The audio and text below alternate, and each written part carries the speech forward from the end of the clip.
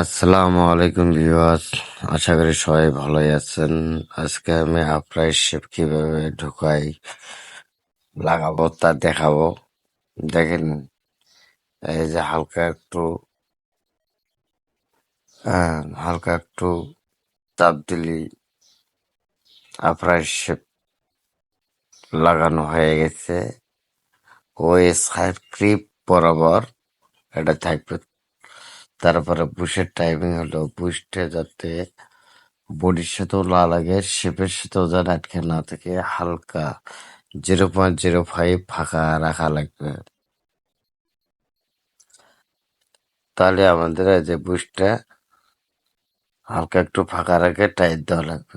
বেশি ফাঁকাও রাখা যাবে না, 0.05, নো টাচ নো গ্যাপ। তাহলে শেপটা আর কি